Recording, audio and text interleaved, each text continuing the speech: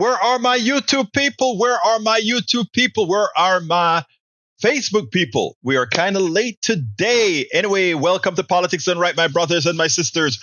We are going to have a great show for you today. I am distressed.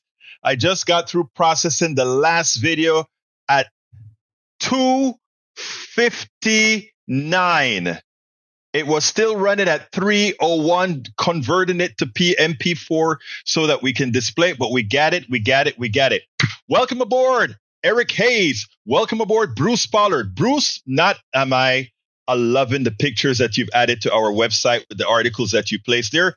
I adore it. I love it. You know, first of all, beggars can't be choosers. You know, brother Bruce has been helping me with the website to put stories on from other authors that want to be on the website. We have a sort of a exchange of articles to get this progressive message going. And he's been helping quite a bit. Thank you so kindly. Okay. So welcome aboard May Wood. Welcome aboard Eric Hayes. Welcome aboard Bridge MCP. Of course, welcome aboard Lee Grant and Ray from 3rd Ward. Welcome aboard Paul Fleming from Atlanta, Georgia. Bridge MCP from New York. May Wood from California. AVQ from Brooklyn, New York. Shiva Las Vegas. I imagine from Las Vegas. Who else have we got here? Robert Davenport from California. We also have Yvette Avery Herod from Atlanta, Georgia. Paul Fleming Sr. from Atlanta, Georgia. Thank you guys for being here. Love you all. We are going to have a great show today. J. Ray says, greetings, Egberto. Currently in my hometown of New Orleans. Just flew in today. Have some beignets for me, please. I like to go to that beignet shop right there. I forgot what it is, close to the river. And just have me the beignet with a whole lot of sugar. Love it out there.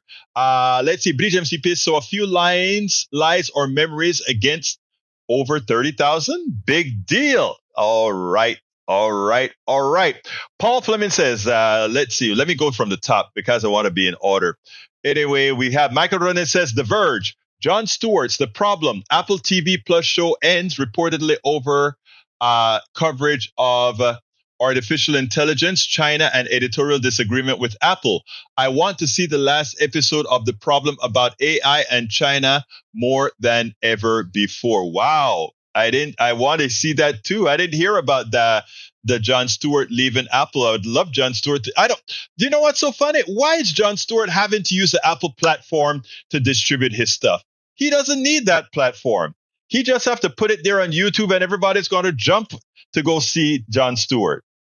I don't know. They probably just gave him a lot of money to appear on their platform with an exclusive contract. Come on, do it on your own, Jon Stewart. You guys still living in the old world. All right. Bridge MCP says, hi, peeps. Shiva Las Vegas says, remember.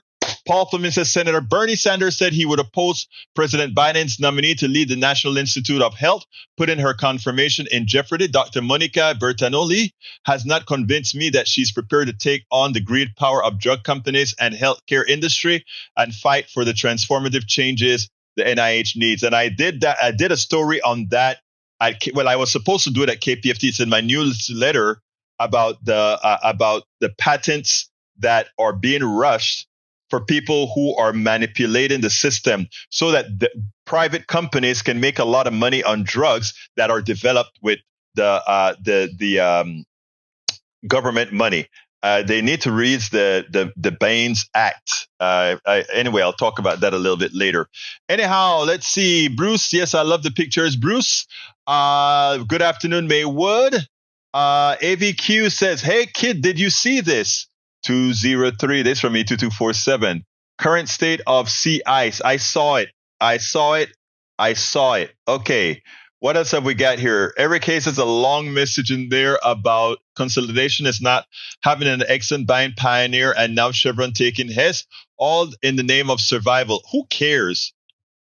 Survival? These guys have been ripping you off all these years and you're concerned about their survival, so they have to eat up one oil company after another? Come on, man. Come on. Let's start getting some pride in what we can stand for. Alistair Waters says, welcome to the posse. Melanie Keelan from Barcelona, Spain. Alistair is from Montgomery County in Conroe. Welcome. Robert Davenport is here as well. Let's see what else. J. Ray says, I made sure I placed my vote for SJL and I had to research and make a cheat sheet so my vote is counted. Glad I could get it out. That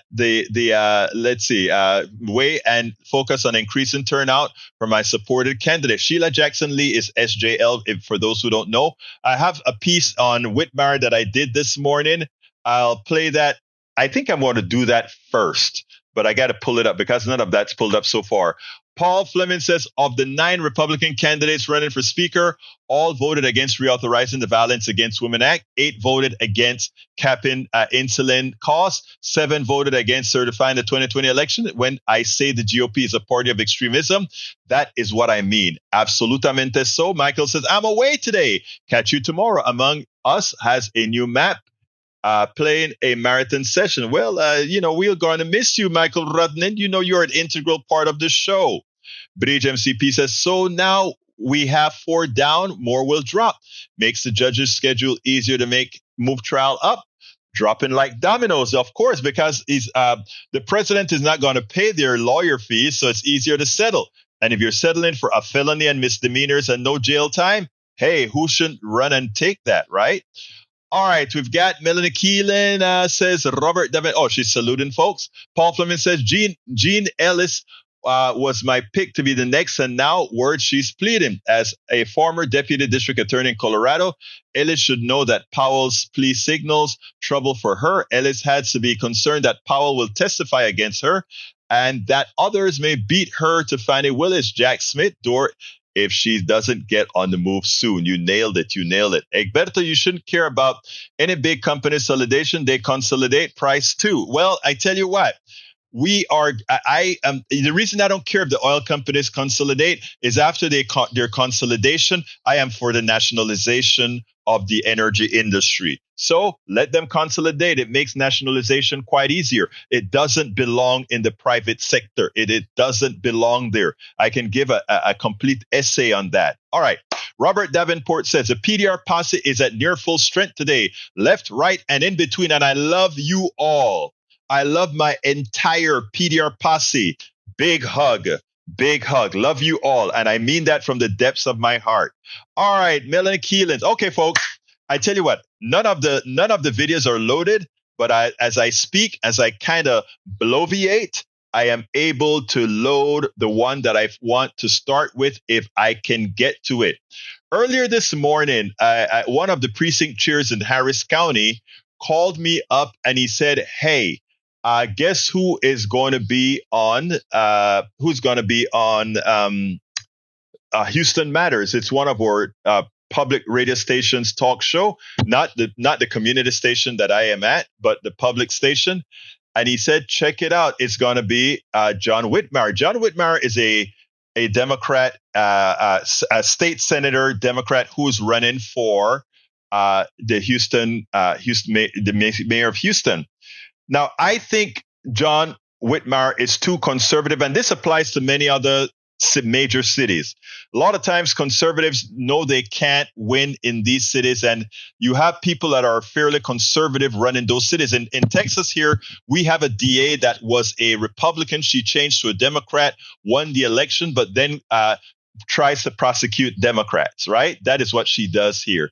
So we have a group of over 60 precinct chairs in the Harris County area that decided it's time to admonish this woman for what she has done to Lina Hidalgo and others. There is a black guy that the Republican district attorney tried to put behind bars again for voting. And after that case fell apart, she took it to the grand jury, a Democratic black guy attempting to vote. But anyway, what I want to start with today, and we're going to get into Gaza and Israel at the end of the show, but I want to start with, I want to go ahead and start with what I just told you, that issue that I had with Whitmire's interview. We couldn't talk to him directly, but you know what? I sent an email, and the one email they chose to ask John Whitmire, luckily, was my email. I got his answer and I have my response. I want you guys to listen to this, and then we'll take it on the other side. While this is specific to Houston, it applies throughout the country. So check this out, and then we'll take it on the other side.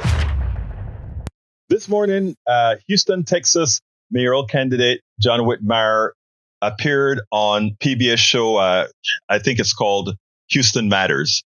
And I sent in a question. Here's a question. I said, why would Houstonians vote for a decidedly conservative with a Democratic label that instead of solving problems from the core is using Republican talking points on crime and more? Shouldn't we be fearful that your support is from major Republican donors, Fertitta and Mattress Max and others, who also supported election deniers and funded their cases? You said that you have the repartee with Republicans, yet you allowed them to leave billions on the table irresponsibly and allowing the deaths of uninsured Texans instead of accepting the Medicaid expansion to the Affordable Care Act. Why are you not thinking outside of the box? So that's a question I asked. They only asked him half the question. I want you to listen to it, and then we'll take it on the other side. Finally, Egberto writes, why would Houstonians vote for a decidedly conservative with a Democratic label that instead of solving problems from the core is using Republican talking points on crime and more? Shouldn't we be fearful that your support is from major Republican donors who also supported election deniers and funded their causes? Well, I have a voting record. I have voted against most of the things he's concerned about. So I have a record. I'm not going to defend. I've got a record on a voting record on everything you want to bring up. The financial support is the same financial support the current mayor received, and some of my opponents have had receptions at their homes and hotels. Some of the business have looked to see who is a can-do public servant, and that's the reason they're behind me. I've got AFL-CIO support, got huge minority community support, so I think the person just needs to look at my record. I have put together a strong coalition to run for mayor. I'm very proud. We're in every community. We have a very young, dynamic team that is really going to make a difference going forward. That's the only reason I'm running, is to make a difference. That's why you support me, because I'm not worried about the political agenda at all. And this garbage pickup is not a Democrat or Republican issue. Let's just get it done. Public safety. I've been chair of criminal justice for 30 years because I don't politicize it. I just want to lock up the people that we're afraid of, and not those that we're mad at. And you'll be surprised. From day one, the improvement on public safety, a reentry program, and assisting those that want to turn their lives around. The sex workers on Bissonnette, that's not a criminal justice issue. That's a social issue. You need to help the workers get away from their abusers, their human traffickers, and lock up those that are using the sex workers. So there's an example where you lock up people you're afraid of, not that you're mad at. I've been robbed at gunpoint. I know what it's like to beg for my life. Those people need to be held accountable. Now, before we even get into him not answering the specific question that I really wanted him to answer, in other words, well, we'll get into that after. But there's something that really irked me with the response.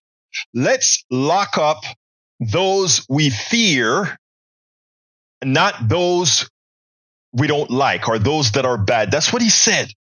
Let's lock up those that we fear. You know what's interesting? There are a lot of cops and there are a lot of folks who look at someone like me and they say, I fear you, and that's why I'm either going to shoot you, or that's why I'm going to do something to you, or that's why. Lock up those we fear. No, you lock up those who do something wrong, not those that you fear. That's an important concept that I think many should learn. And that really, I don't know about you, but when I heard that, it was kind of shocking. Lock up those you fear. Well, there are a lot of times you have unwarranted fears. There are a lot of times that there's something out there that you're fearful for just because you don't know, just because of how you were reared. But then secondly, if you have donors that are supporting you in lockstep and barrel, like let's say a Fertitta here in Houston, who was a billionaire that owns much in Houston, or a Mattress Max, who all these folks are from a particular ilk, who also some supported the denier, the election denier crowd. If they're supporting you, shouldn't that be a concern from a decidedly democratic city? From a decidedly progressive city? Look, I think when you're choosing a mayor, you have to choose somebody that has a closer affinity to the population at large. Well-connected means the population at large cannot be served because the well-connected is served. Not to say that a Sheila Jackson or others aren't well-connected as well. But we know based on record that they are a part of the community. They are in the community. They are of the community. Again, the one thing on this particular response that really touched me, that really concerned me, lock up those you fear. We lock up those you fear. I mean, anytime you hear a politician say that, that means that politician is going to run to a population that can be scapegoated. That is a politician ready to deal with a group that can be scapegoated. That is something I don't feel. I mean, I think that speaks without saying. Okay, now we have several people in Harris County that are under the Democratic banner, but they don't function with the policies. They don't function with the desires. They don't function with what Democrats believe we should be, how we should be. I'm trying to get the word, but I just keep missing it. And in that light, we have an attorney, a district attorney, who has gone after one of our leading progressives, the most powerful politician in Harris County, which is Lina Hidalgo. She went after her for no real, genuine reason. She went after a black man who lined up to vote for 6 hours, had no clue that there was some reason he shouldn't vote. The state attempted to lock him up again, but the case fell through, and she brought the case against him, not in Montgomery County, but in Harris County. Again, assuming he was a Democrat. And there are websites with the constancy with which she harasses Democrats she doesn't like. Well, Democrats are stepping, the precinct chairs who run the Democratic Party in Harris County, they're stepping up to say, we're starting the admonishment process. And here is one of the people that I interviewed this morning in this regard. Check this out, and then we'll take it on the other side. Let me make sure I get it right. Let's make sure we get it right.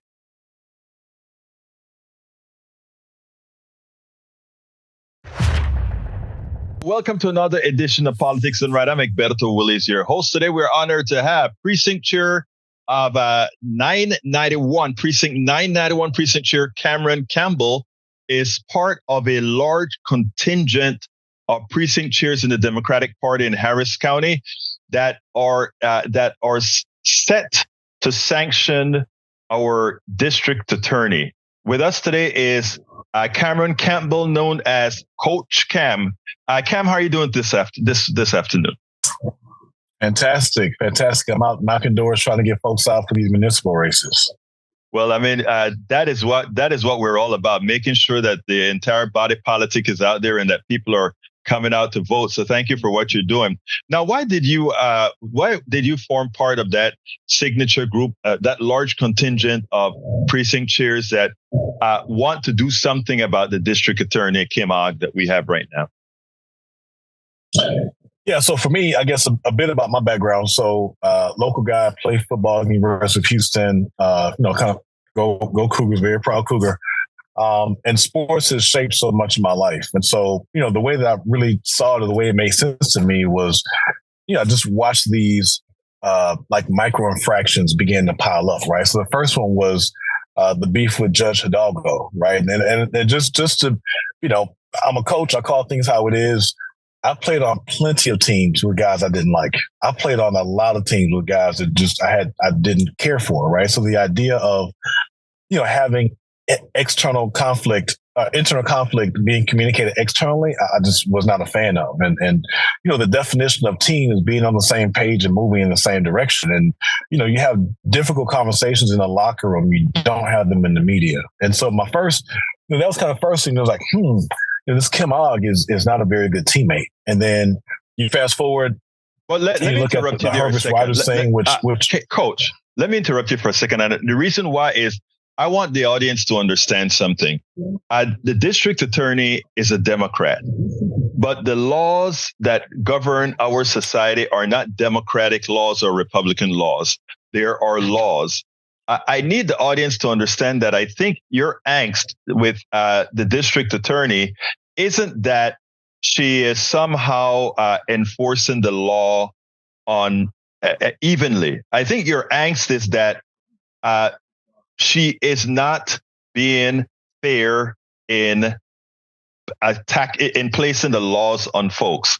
In other words, we want a district attorney that doesn't look at party affiliation or anything when she's administering the law or when she's going after those who break the law. But when it is done otherwise, that's your contention, correct? Yeah, well, so that brings me to my second point, right? So the gentleman, Herbert Rogers, so in his 60s, had a criminal background and, with good intent was going out to vote, stood in line for 6 hours at TSU, right? And so, so for those who aren't familiar, sitting in line for 6 hours, she brings charges, not ultimately initially in Harris County, but up in Montgomery County, which is obviously far more conservative. They end up coming back and getting kicked out. That spoke to me in such a specific way because that's a part of my story. That's a part of our story as people of color, right? So I understand my great uncle Jack, a long time ago in northern Louisiana, walked past lynched black men because that was a fear tactic to get us not to vote. Right. So while lynching isn't prevalent in our culture today, the message. So she had this man essentially facing $100,000, I think like 6 years of criminal time, potentially, if he were to be found guilty. That message is a reverberating message of fear to our community to get them not to vote. And we're already historically disenfranchised. So, for me, it was like, you know what? Your red jersey's sticking out, Kim. Your red jersey's sticking out. And for me, the final push, the final straw for me was this manufactured voter fraud claim that was completely manufactured, right? And for me, again, it's personal, right? So yes, I got a coaching background. Yes, I'm the Houston Texans play safe coach. Yes, I'm running for Congress in 2024. I ran for state rep in 132 last cycle. I've also served as an election judge. Right. And election judges are just like referees and officials on the playing field. They don't really care who wins or loses. Their pride is in getting it right. So when she brings these trumped up, manufactured, false, claims against the election folks, that's an insult to me as a former election judge, because when I served in that role, my job, what I cared about more than who won or who lost that election, was to get it right. So for me, when I began to say that, I was like, you know what? I see a pattern here. This isn't about her being a good DA. This isn't about, fulfilling her expectations as a Democrat. This is her trying to make her daddy happy. She's trying to go sit in Ken Paxton's lap and go make him happy. She's trying to go sit in her other daddy's lap, Greg Abbott, and go make him happy. She's bringing all this bullcorn down from Austin and from D.C. and all these other places, trying to distract and trying to divide us as a city, as a county. And if anybody's from H-Town, you understand that we stand together, we stand united, whether it's music, whether it's food, whether it's culture, whether it's travesty. When Hurricane Harvey happened, nobody was asking, are you red or blue? What do you need? Here's ice. Here's shelter. Here's a generator. Here's money for a hotel room for a night. Houston, by definition, is a united community. So for me, it was like, you know what? Your jersey was shown for a little while. And this is what I'll say to you. It's clear you're not a Democrat. You switched teams again. Let me say again, right? Because she was a Republican. You switched teams again. You just lack the courage to switch jerseys. So this is what I would say. What does that playbook look like? What does it consist of? It consists of, one, cowardice. Greg Abbott not handling the responsibilities here in Texas and punching away migrants instead of showing them Texas hospitality and handling things in a respectable way. It looks like extremism. Fighting our school boards. For those who aren't aware, go vote now. Like I said, I'm out knocking doors as we speak. Go vote now, especially in those important school board races like South Bay ISD. We need to make sure we support Dr. Cleveland Lane and others who are running. But ultimately, that Republican playbook is filled with chaos. She's trying to bring that same GOP chaos that we're seeing in D.C. Tomorrow marks 3 weeks of us not having a speaker. 3 weeks of us not having a speaker in D.C. She's trying to bring that same chaos that's going on in Austin, right? This imaginary impeachment trial of Kim Paxton we had just a few weeks ago, a month or two ago, right? But let me make it very clear. Now, I'm going to say this on full throat. We are not going to let her bring that same chaos to Houston. And as a Democratic, a member of the Democratic Party, but also as a precinct chair, yeah, we need our jersey back, Kim. Now you can give it away with dignity. Say like, "Hey, I'm a Republican, and here's your blue jersey back." You can give our jersey back with dignity, or we'll come and take it next November. Look, thank you for that. Again, I want for those that are listening to understand this. The district attorney enforces the law, not in a Democratic manner, not in a Republican manner, but for all people. The reason for all of those who've signed this grievance, including yours truly, this was done specifically because she did not even handedly apply the law. And in fact, as the Houston Chronicle article pointed out, she acted out of grievances, solely out of grievances. When she didn't get what she wanted, she used the power of the county, the power of the state to come after those specifically Democrats, including a 60-year-old man who simply wanted to exercise his right to vote. Where it was not held up in a conservative county, and she purposefully brought him to the grand jury, more expense to scare folks out of voting. So that's the reason why many precinct chairs have signed the grievance to bring her to either censure or some party method out of that. Anything you want to say to close, Coach Cam? Oh, I mean, I think I've said everything I have to say concerning her. The last thing I would say to the listeners is take action. Take action. Go vote, exercise your vote, and engage. Houston is beautifully diverse. Mayor Turner proudly brags that we have more languages spoken here than in New York City, which means that as we bring people into office, they need to serve every single one of us. And we're a unique batch of folks. That's what makes Houston so fantastic. So take action, go vote, engage in the process, and hold these folks accountable. Harris County Precinct Chair 991, Cameron Campbell, also known, a.k.a. Coach Cam. Thank you so kindly for having been on Politics Done Right.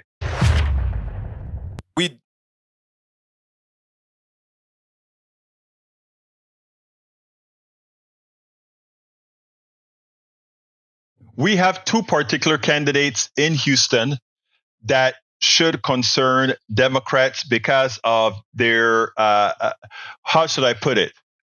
Their Democratic affinity may not be all that Democratic in my humble opinion and in the humble opinion of many. their democratic bona fides just may not be there. Okay, so we're done with these two local issues, I believe. Yes, we are. Now, let me tell you where I am at with the Israeli Hamas Palestinian issue. And I cleared this with some of my friends because I am sick. I am sick that the leadership in America, I am sick that our leaders, from President Biden, Vice President, can you believe it? Can you believe the Vice President name just slipped my mind? Harris, Vice President Harris, and all down the chain, Blinken, Secretary of State. I am flummoxed that these guys can't call out what's happening in Gaza as being a crime, as being an international crime, as being genocide, what's occurring right now in Gaza. That you have water not flowing to hospital, that you have fuel not going to power the generators in these hospitals where they're operating without anesthesia to fix the people. The bombs are blowing up as Israel indiscriminately bombs Gaza. This is evil. Netanyahu at this point in time has proven that he has no morals any different than Hamas. You could replace the evil being occurring in Gaza right now. Is no different than the evil effected by Hamas on those innocent Israelis. I repeat, the evil being executed on innocent Palestinians in Gaza right now is no less evil than the evil that has affected our innocent Israeli brothers and sisters in Israel. That 1,400 Israelis that were murdered by that terrorist act by Hamas is no worse. It's no worse than what is occurring in Gaza. I want you to listen to Rula Jabril. I interviewed Rula Jabril about 8-9 years ago when the last intifada, however many years ago, the last intifada was going on.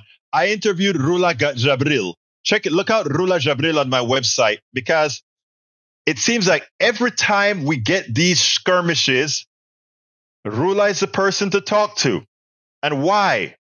She tells it like it is, but unfortunately, it seems that we repeat ourselves over and over again. Listen to Rula, and then we'll take it on the other side. Rula Jabril makes it clear that what's going on here, how unfair what's going on, and how the Western media is calling it. They're getting a little bit better. They're starting to realize the evil within what Netanyahu is doing with his military, the genocide, the killings in Gaza. Check this out.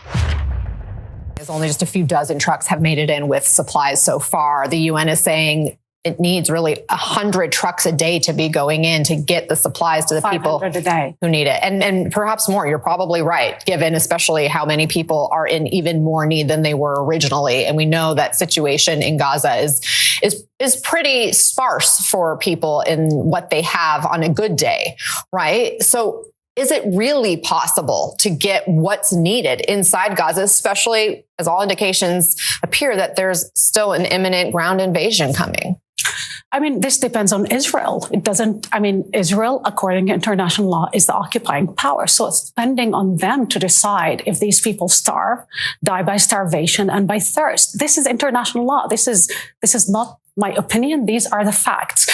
Gaza needs now 7,000 trucks because for the last 16 days, they've been under crippling siege. There's no water, no electricity, no food. Before the invasion and before this war, Gaza was considered by a human rights organization that 50% were below poverty line. They didn't have access to proper food. Before this war, 90% didn't have clean water. Now, we know that children, and according to Human Rights Organization, children are drinking water that is unfit for human consumption. I mean, but also the indifference. King Abdullah yesterday and Arab leaders are telling the world, look, not only we're dehumanized, we're watching war crimes being committed, and the international community are basically shrugging their shoulders and saying, never mind. And this actually is being used today by China and Russia to say, you see, international law is obsolete, doesn't matter, it's optional. And this is very dangerous for America's standing in the world, not even for Israelis, for America's own standing in the world. It is truly heartbreaking to hear what is happening and to see some of the images that are coming out of Gaza right now with these innocent civilians who are suffering so badly. I wonder if there is more that can be done. What can be done by regional partners to get people inside Gaza the aid that they need? The regional partners have no power. The only power that is capable or willing or unwilling to do it is the United States and Israel.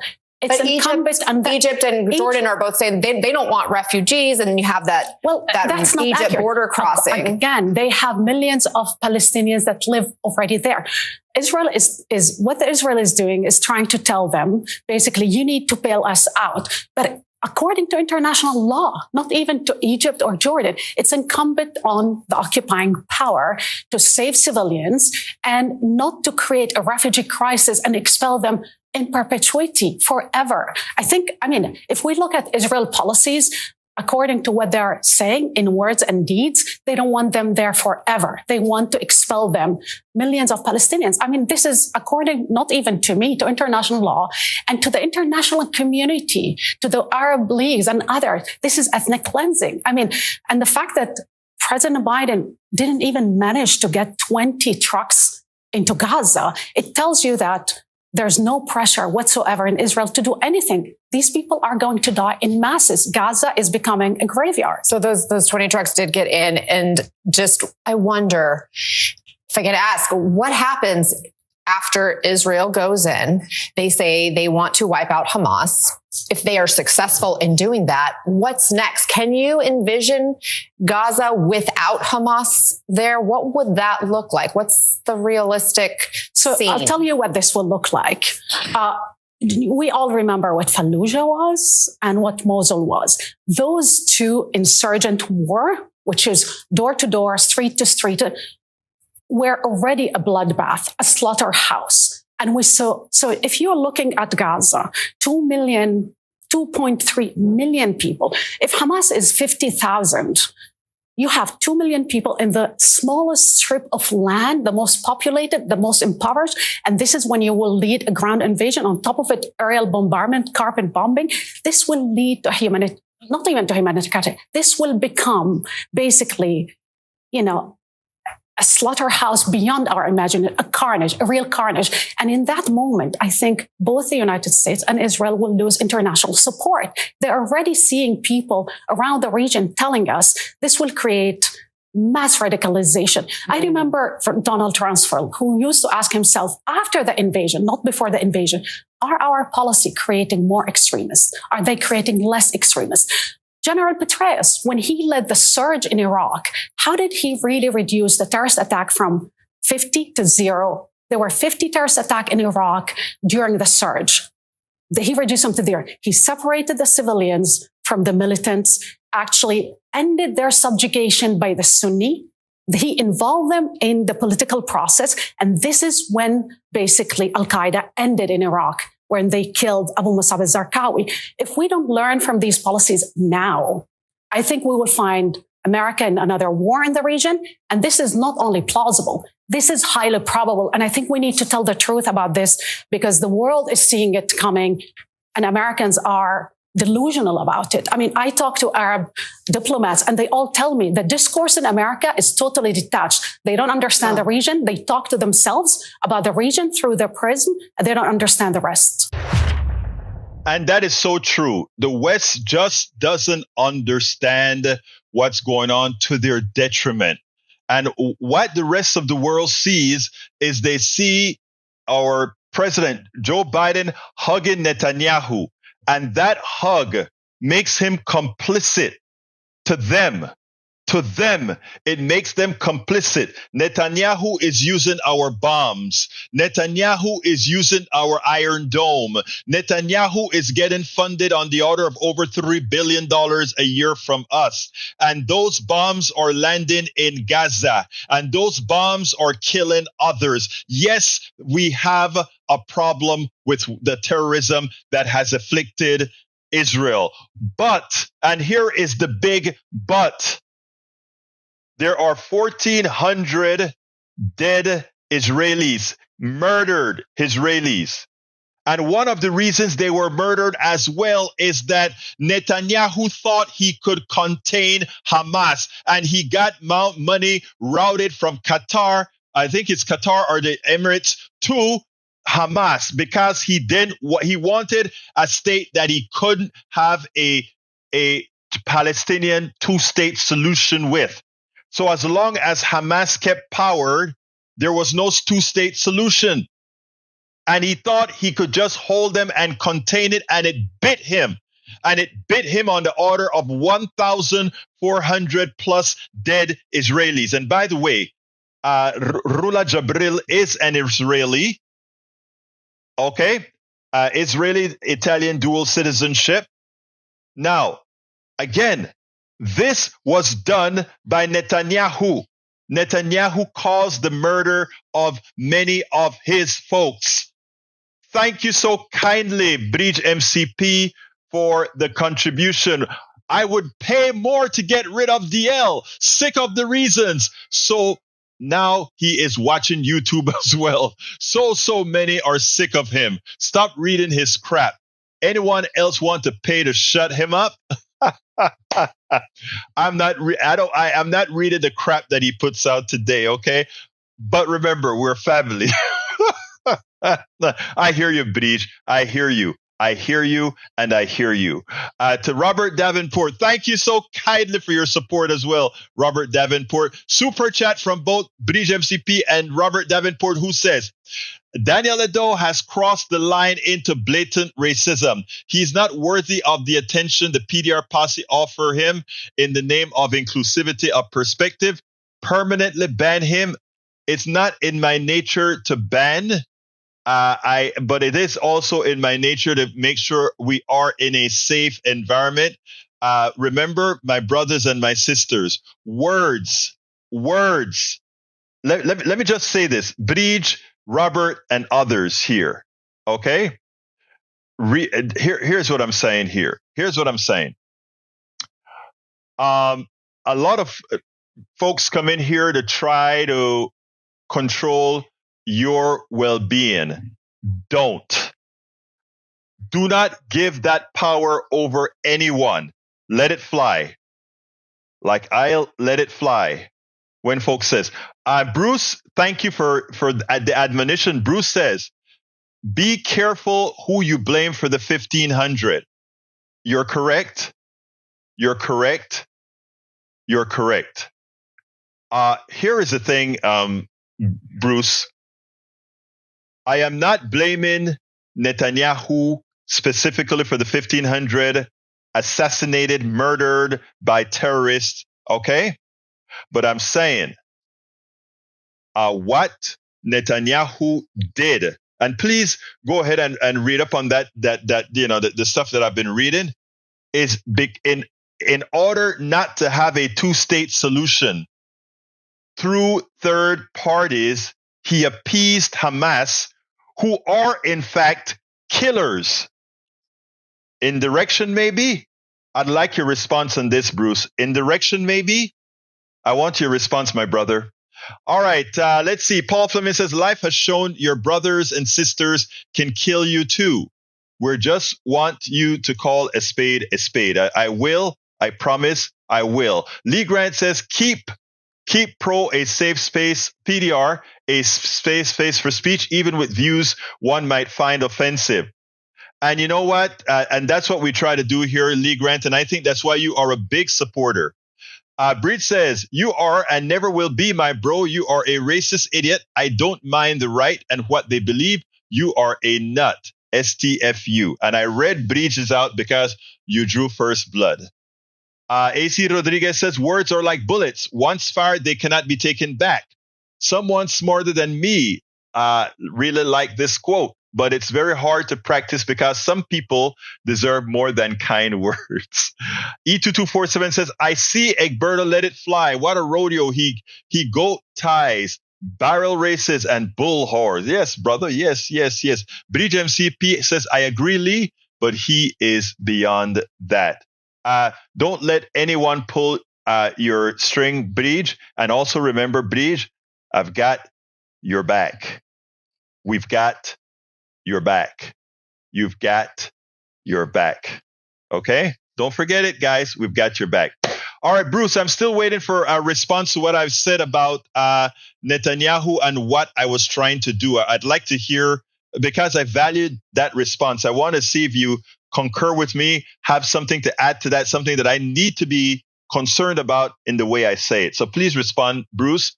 You know, I value responses from all of my folks, especially those that have a stake in this particular Israeli issue, Israeli Gaza Hamas issue. I really, really am very cognizant of what's going on. I want to make sure that as I come to the defense of those who need it most, because again, our media is not doing the best job in illustrating what's going on. And yes, you're correct, Brother Fleming. Tom Emmer drops out of the speaker's race. What are these guys going to do? Nobody can win 217. They should just go. What they should do is several of them should stay home so that we can get Hakeem Jeffries as the speaker. Other than that, we are in trouble with the Speaker of the House. The Republicans can't get their act together. Paul Fleming says Jewish American groups demanding a ceasefire is the Israel-Hamas war protested at the White House and Capitol last week with hundreds arrested. Stephanie Fox, the executive director of Jewish Voice for Peace, one of the Jewish groups that organized the protest, and I played Stephanie Fox yesterday on the show, I believe, right? Yeah, I think I played Stephanie Fox yesterday on the show. All right, PDR isn't Survivor. We don't get to vote DL off the aisle. That is funny. Tom C says, Daniel Ledo is just preparing all of us for Thanksgiving dinner when your right-wing uncle who watches Fox News 24/7 won't stop talking between helpings of mashed potatoes and cranberry sauce. I love that one. Steph Fox is for real. Yes, she is. Lee, it was rhetorical. Yeah, we know Breach. We love you, Breach, and we know that. We absolutely know that. Okay, we're at 52 right now. I don't have any more video. Actually, I have one more video I need to show. This one is actually the worst one that shows the carnage in Gaza. And by the way, Bruce, I really would love a response. I'm still waiting, my dear brother. All right, let's listen to this one in Hamas. Like I tell you, at this point, I consider Netanyahu no different than Hamas. And I say that from the depths of my heart. And this is just because of the actions of watching people die. 1,500 Palestinians, our good brothers and sisters in Israel dead. Over 5,000 Palestinians now dead because of indiscriminate bombing from the Hamas-like Senor Netanyahu. Here we go. Right now in Gaza, health officials say they are officially seeing the complete collapse of the health system.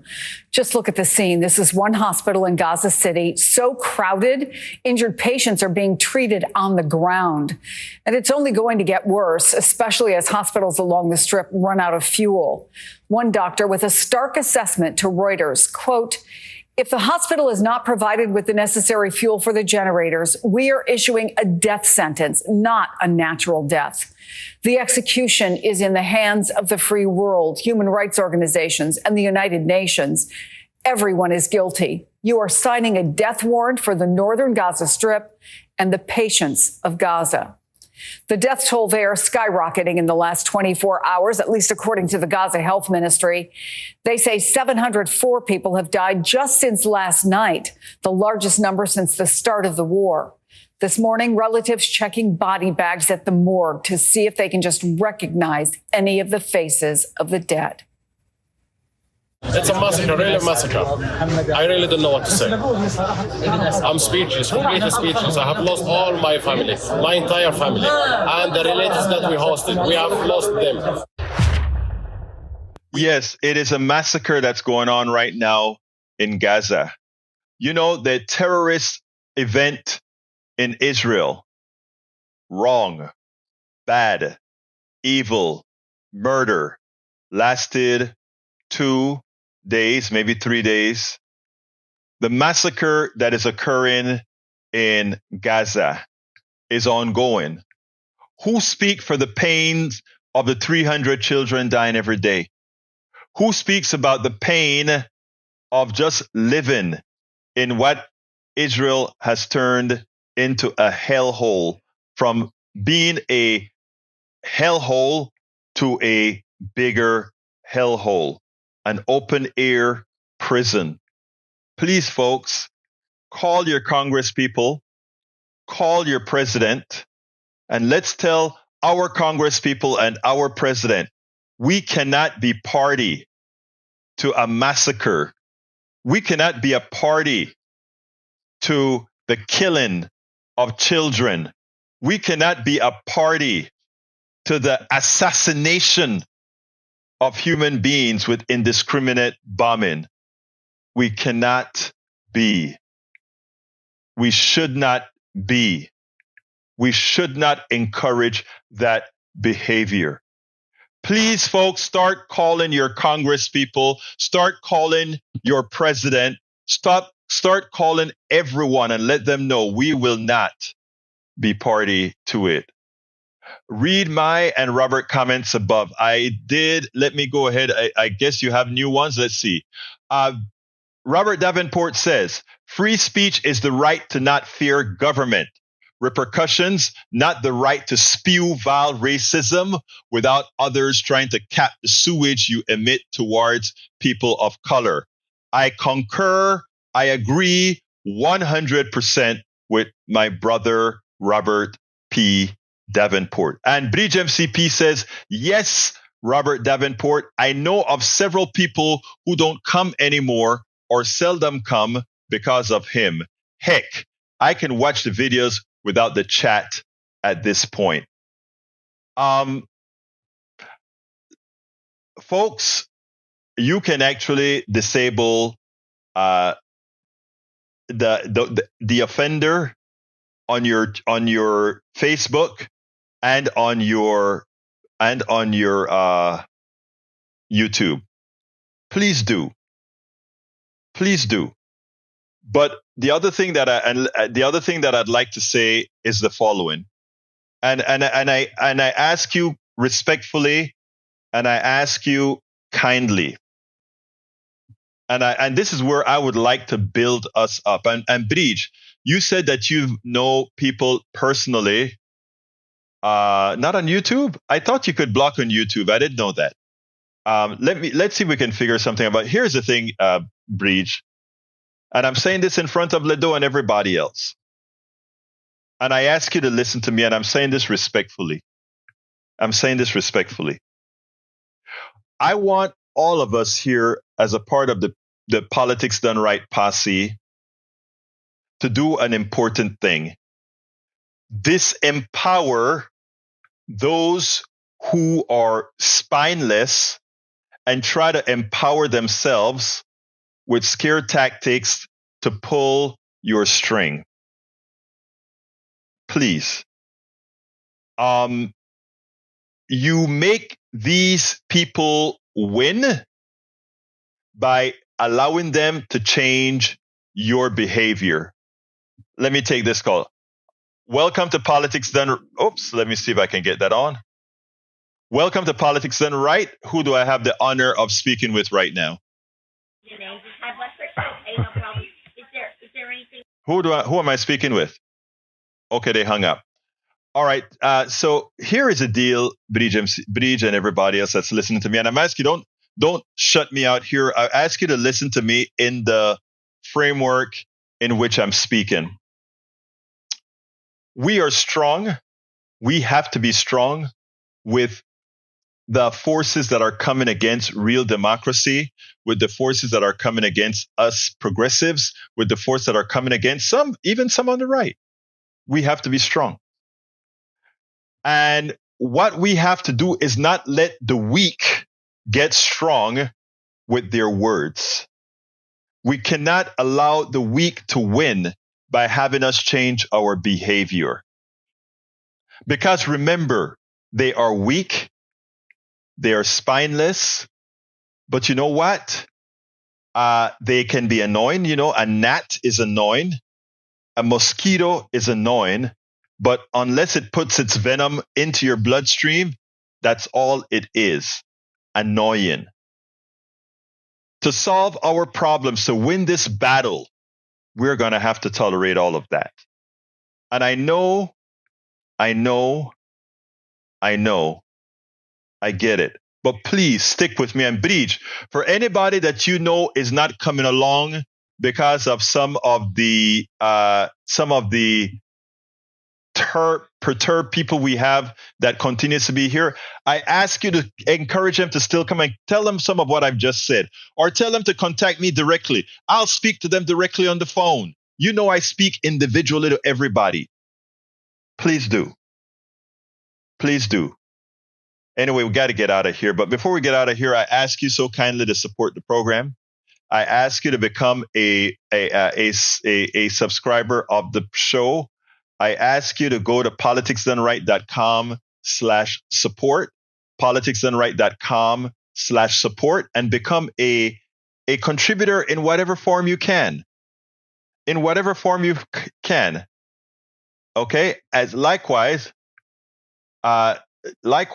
we want you to please become a paid supporter of our newsletter. Goes out every day. Go to politicsdoneright.com/newsletter. I understand when you say, Bridge, but we know what you will say. It's not just what I will say. It's how I can support. It's how I can help you use the power you already have, and how I can show that I've got your back. Sometimes just holding, sometimes just talking, sometimes just seeing works. I get it. I really get it. Anyway, I got to get out of here. Folks, please support us at politicsdoneright.com/support. And please subscribe to our newsletter as a paid subscriber at politicsdoneright.com/newsletter.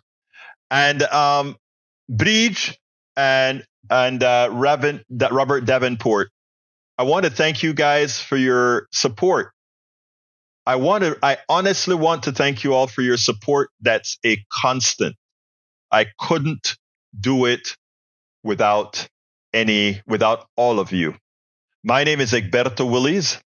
This is Politics Done Right. And you guys know how I end this baby. I am what? Out.